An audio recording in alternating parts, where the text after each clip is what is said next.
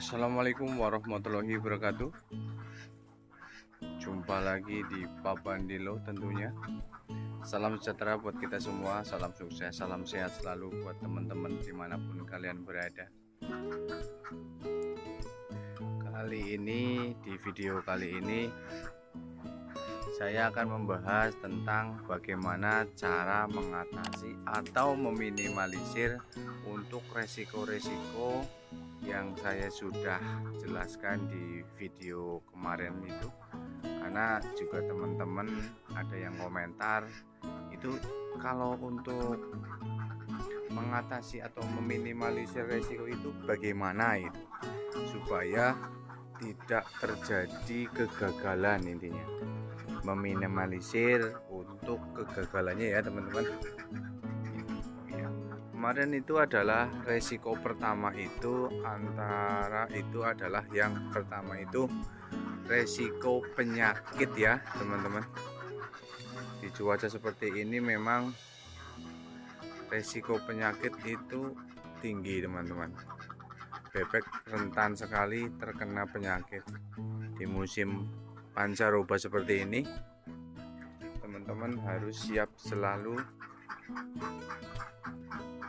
untuk ternaknya ya teman-teman, jangan mengabaikan teman-teman.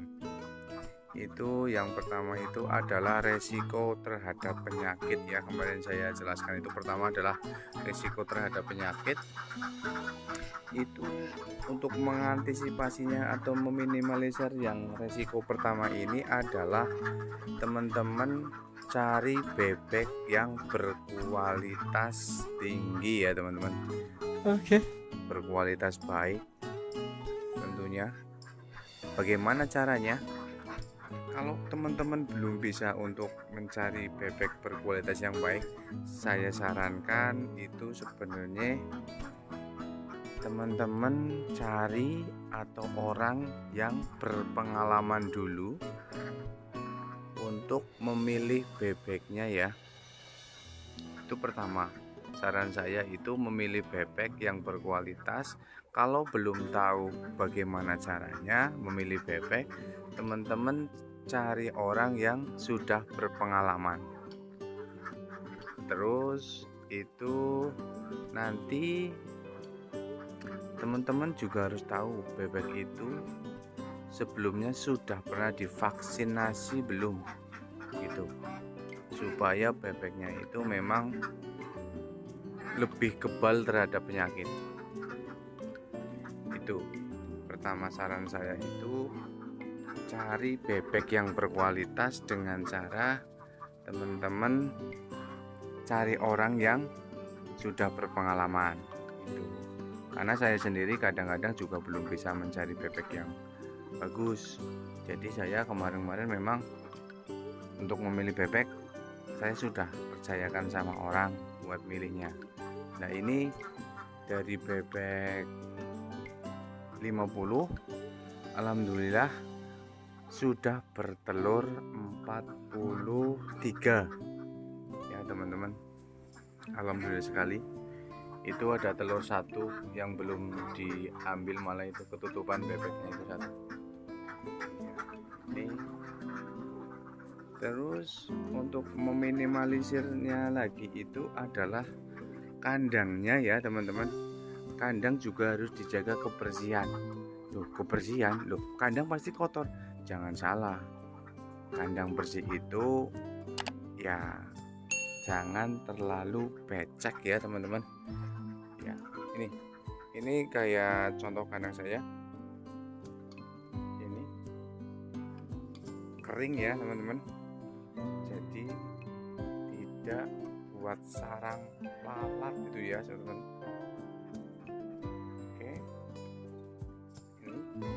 Oke, yang pertama itu tadi adalah cari bebek yang berkualitas untuk mengantisipasi atau meminimalisir penyakit. Terus kandang harus dijaga kebersihannya ya. Itu oke. Terus kembali lagi ke resiko yang kedua. itu meminimalisir untuk biaya pakannya, karena resiko pakan itu mudah sekali berubah atau jadi naik ya pakan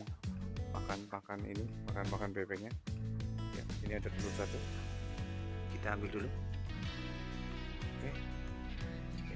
Kalau untuk masalah pakan, teman-teman itu harus inovatif untuk meminimalisir biaya pakan yang terlalu tinggi nantinya, karena untuk dedak saja kalau di daerah saya sekarang sudah mencapai 4.800, itu pun kalau beli di selipan ya teman-teman.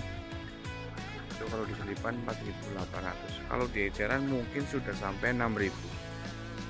Sedangkan saya untuk pakannya itu memakai 3 jenis, sementara baru 3 jenis, belum saya campuri dengan hijau-hijauan atau daun-daunan. Itu pakan yang saya gunakan pertama itu ada dedak, terus ada nasi aking, terus itu konsentrat ya teman-teman. Konsentrat sekarang malah memang kalau saya gunakan sekarang itu K44, kalau di daerah saya sudah mencapai 430 ya.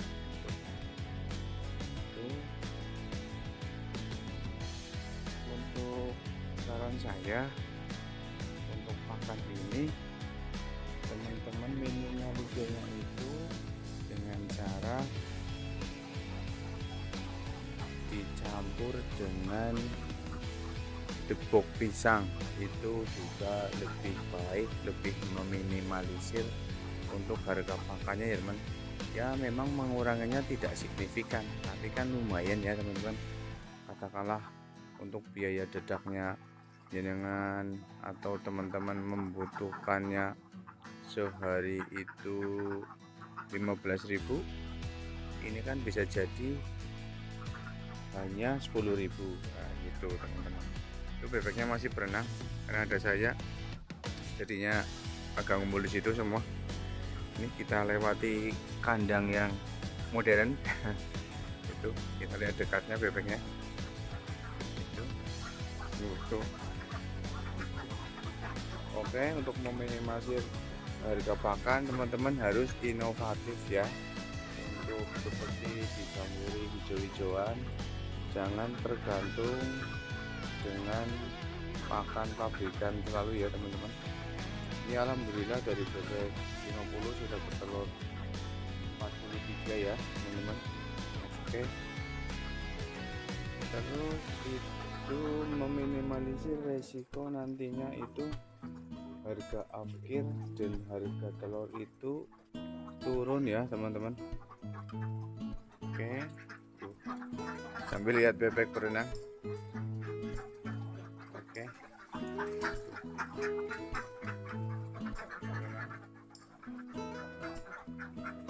ini untuk tempat minumnya ya teman-teman. Terus untuk meminimalisir tadi resiko ya, resiko harga akhir sama telur ya, harga telur. Teman-teman juga nantinya harus inovatif lagi nih teman-teman. Apabila terjadi penurunan permintaan telur di pasaran, teman-teman juga harus inovatif dalam menyikapinya. Bagaimana mengantisipasinya? Kalau saya sendiri mengantisipasi kalau jual telur mentah itu lagi menurun, saya biasanya itu membuat telur asin sendiri ya teman-teman.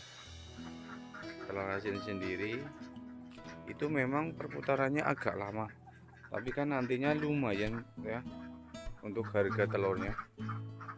Jadi biasanya yang saya jual 2.200, saya bisa jual 3.000 lewat telur asin ya teman-teman. Itu untuk meminimalisir resiko-resiko tadi yang saya jelaskan dari awal ya teman-teman. Pertama itu minimalisir penyakit, teman-teman harus cari bebek yang berkualitas. Terus kandang juga harus dijaga kebersihannya. Terus kedua, harga pakan. Teman-teman harus inovatif dalam memberi pakan. Mungkin itu ya nanti dicampuri dengan hijau-hijauan seperti kangkung, debok pisang juga bisa, ataupun lontong juga bisa ya. Terus yang ketiga itu meminimalisir harga afkir dan telur. Kalau harga afkir sendiri kan ya jangka waktunya kan lumayan lama. Itu ya teman-teman juga nantinya kalau saya sendiri untuk afkirnya biasanya diambil oleh yang dulu jual bebek. Jadi agak lebih ringan bebannya, tidak memasakkan lagi ya. Tinggal nanti diambil, ditukar bebek yang muda. Itu selama ini yang saya jalankan. Untuk harga telur menurun, teman-teman harus inovatif bagaimana cara untuk melihat peluang ya.